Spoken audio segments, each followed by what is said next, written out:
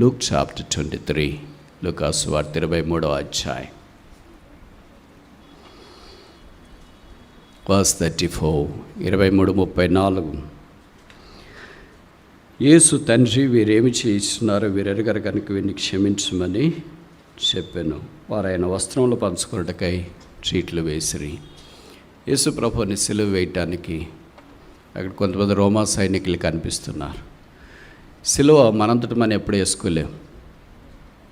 సిలువ వేసి వాళ్ళ పక్కన వాళ్ళు అవసరం. సిలువను గురించి యేసు ప్రభువే మాట్లాడాడు. కొత్త నిబంధనలు ఈ సిలువ అనే మాట ఎన్నిసార్లు రాయబడని తెలుసా? అట్లీస్ట్ 28 times, కనీసం 28 సార్లు రాయబడింది. సిలువ అనే మాట మొదటి ఎవరు పలికాడు తెలుసా? యేసు ప్రభువే పలికాడు. మత్తయి సువార్త 10వ అధ్యాయం, మాథ్యూ చాప్టర్ 10.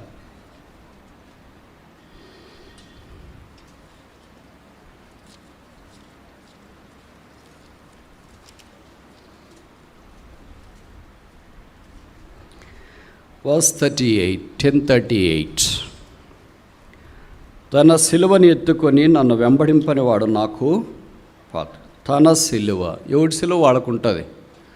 మనమేమనుకుంటామంటే మన సిలువ కష్టము, వేరే వాళ్ళదైతే తేలిక.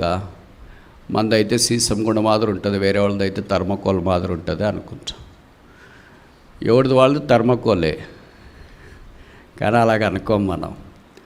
ఎవరిది వాళ్ళకి తేలిగ్గా కనపడదు, బరువుగా కనిపిస్తుంది. అందుకే వాళ్ళకి సీసం అంటే లెడ్. మీకు చాలామందికి తెలుగు రాదు అనుకుంటా కదా, చాలా బరువైంది అది. థర్మకోల్ అంటే చాలా తేలికైంది. మీరు చూసినట్టు పిల్లలు ఆడుకుంటూ ఉంటారు, అటు ఇటు నీళ్ళు వేసినా కూడా తేలుతుంది. కనుక మన సిలువ ఏమనుకుంటామంటే సీసంలాగా మునిగిపోయేది అని అనుకుంటాం. వేరే వాళ్ళకున్న సిలువ ఏమనుకుంటామంటే వాళ్ళదంటే థర్మకోల్ మాదిరి అనుకుంటాం. మనకి చిన్న జలుబు చేసిన, అయ్యో బ్రదర్ జలుబుతో అల్లాడిపోతున్నామండి అంటారు. వేరే వాళ్ళకి క్యాన్సర్ 4th స్టేజ్లో ఉందంట, హాస్పిటల్లో ఉన్నారంట, ప్రార్థన చేయండి. ఏముందిలే బ్రదర్, ఇది నెలలో మామూలుగా వస్తుంటుంది కానీ ప్రభు దగ్గరికి వెళ్తారు కదా, మీరు కూడా అందరూ వెళ్తారు కదా. అయ్యో అలాగా ప్రార్థన చేస్తాం బ్రదర్, దేవుడికి కనికరిస్తే ఎంత బాగుండు అనే పొరపాటును కూడా రాదు మనకి. వాళ్ళ బాధలు ఏకీవించడానికి ప్రయత్నం చేయము. అంటే వేరే వాళ్ళ రోగము మనకు చాలా తేలిగ్గా అనిపిస్తుంది, మన జలుబు మాత్రం మనకు చాలా ఎక్కువగా అనిపిస్తుంది. అలాగే వేరే వాళ్ళది ఏదైనా కష్టాలైనా, బాధలైనా, ఇబ్బందులైనా, ఎరుకలైనా, వారి ఏమంటాం అది గాఢాంధకార లోయ అయినా, వారు నదుల్లో పడి వెళ్ళే స్థలమైనా, వారి అగ్నిలో కాల్చబడే స్థలమైనా మనకి ఎలాగ అనిపిస్తుంది? చాలా తేలిగ్గా అనిపిస్తుంది. కానీ మనం చిన్న చిన్న బాధలు, కష్టాలు గుండా వెళ్తుంటే మనకు చాలా పెద్దదిగా అనిపిస్తుంది. ఏమనుకుంటామంటే ఈ ఎర్ర సముద్రం ఎలాగ దాటాలా అనుకుంటాం. ఏంటి ఎర్ర సముద్రం అంటే జలుబు చేసిందంటే అదొక సముద్రం అండి. ఈ కొండని ఎవరు తీసేస్తారో అనుకుంటాం. ఏంటి ఆ కొండ అంటే ఏదో చిన్న ఆరోగ్యం బాగాలేదని, వామిటింగ్స్ అయినాయి కదా. మనకు వచ్చేవన్నీ సముద్రాలే, మనకు వచ్చేవన్నీ కొండలే. వేరే వాళ్ళకి కొండలు, సముద్రాలు లాంటివి వచ్చినా మనమేమనుకుంటాం చాలా పల్ల ప్రాంతాల్లో వెళ్తూ ఉన్నారు వాళ్ళు అని అనుకుంటాం. యేసు ప్రభు యొక్క సిలువ ఆధ్యాత్మికవత్తను మనకు జ్ఞాపకం చేస్తుంది. అందుకే మొదట ఆయన నోట్లో నుండే సిలువ అనే మాట వచ్చింది. ఆఖరిగా ఆయన సందర్భంలో సిలువ అనే మాట ముగించబడింది బైబిల్లో. హెబ్రీ 12:2. ఆయన తన ఎదుట అవమానము నిర్లక్ష్యపెట్టి సిలువను సహించి ఎండ్యూర్డ్ ద క్రాస్, సిలువను సహించుట.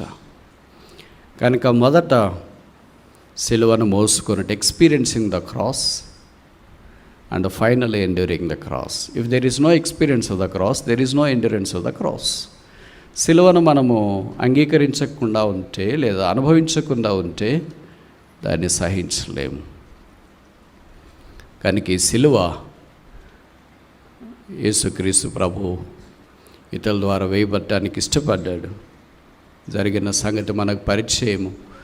యేసు వారిని క్షమించాలని ఇష్టపడ్డాడు. తండ్రి, వీరేమి చేయించున్నారో వీరే కనుక వీరికి క్షమించు. బైబిల్లో మాత్రమే మాట రాయబడింది. ఇంక ఏ విశ్వాసానికి సంబంధించిన పుస్తకంలో కూడా ఒక సిలువ వేయబడిన వ్యక్తి సిలువ వేసేవారిని క్షమించమని కోరినట్లు వాక్యం మనం చూడం. Is the only Christ that gives forgiveness. Christ is everything for us, for all the forgiveness. క్షమాపణకు ఆయన సరిపోయినవాడు. మనం ఎన్నిసార్లు క్షమిస్తాం? 1, 2, 3.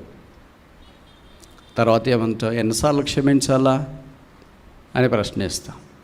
యేసు ప్రభు దగ్గర నేను 3 సార్లు క్షమాపణ పొందినాను, ఆ తర్వాత క్షమాపణ పొందలేదు అని వాళ్ళు చేయొద్దండి. నేను చెప్పిన ప్రశ్న అర్థమైంది కదా. యేసు ప్రభుని నేను జీవితంలో 3 సార్లే క్షమాపణ అడిగినాను, అంతకంటే ఇంకెక్కువ అడగలేదు ఇప్పటిదాకా అని వాళ్ళు చేయొద్దు. రక్షణ పొందిన వాళ్ళు ఒకసారి కూడా అడిగిండారు అనుకో, వాళ్ళది కాదు టాపిక్ మంది. రక్షణ పొందిన వారిది. ఎన్నిసార్లు లెక్కలేని అన్నిసార్లు, నంబర్ ఆఫ్ టైమ్స్, రోజుకి ఎన్నిసార్లు లెక్కలేదు. ఎప్పుడు ప్రార్థన చేసినా మనకు అదే గుర్తొస్తుంది, ప్రభువా నేను తప్పాను, నన్ను క్షమించు, పాపిని నేను, తప్పితే భూమిలో రక్షించేది వాడెవడు. ఓ ప్రభు యేసు, నిరీక్షణతో నీ యొద్దకు నేను వచ్చున్నాను. ఎలాంటి ఘోర పాప అయినా సిలువ దగ్గరికి వచ్చినప్పుడు సిలువలో ఆయన మన పాపాలు క్షమించి, కడిగి, శుద్ధీకరించి, పరిశుద్ధపరిచి, క్షమాపణ చేత అలంకరిస్తాడు. క్షమాపణ పొందనంత దాకా మన హృదయం, మన జీవితం అంతా భారంగా ఉంటుంది. ఎప్పుడైతే మనం క్షమాపణ పొందుతామో అప్పుడు తేలిక అవుతుంది. యేసుక్రీస్తు ప్రభు ద్వారా మానవ కోటికి క్షమాపణ. ఇది దేవుని భిక్ష, ఇది కృపావరం, ఇది దేవుని దయ. మనం క్షమించబడ్డాం కనుక సిలువ 2 వైపుల క్షమాపణ జ్ఞాపకం చేస్తుంది. As the coin has both sides both valid, forgiveness has both sides both valid. On the one side we have received the forgiveness from the cross, on the other side we have to extend this forgiveness to others too. మనం ప్రభు యుద్ధ నుండి క్షమాపణ పొందినాము. 2 ప్రభువుల్లో ఉన్న వారికి క్షమాపణ మనం తెలియచేయవలసిన వారమై ఉన్నాము. అప్పుడే సిలువ దగ్గరికి వస్తాం. కొంతమంది అంటారు, బ్రదర్ యేసు ప్రభు అంటే నాకు చాలా ఇష్టం తెలుసా అంటారు. వాళ్ళ సంగతి ఏంటంటే, వాళ్ళ సంగతి తర్వాత చూస్తా. How come the cross and the forgiveness be divided? సిలువ క్షమాపణ బయటికి ఎలాగ మనం వేరు చేస్తాం? We can never separate because they are intertwined. అవి 2 సమ్మిళితం చేయబడ్డాయి. Where there is a cross there is forgiveness, where there is no forgiveness there is no cross operating in that life and sphere and domain. ఎక్కడ క్షమాపణ లేదో అక్కడ సిలువ ప్రభావం చూపడం లేదు.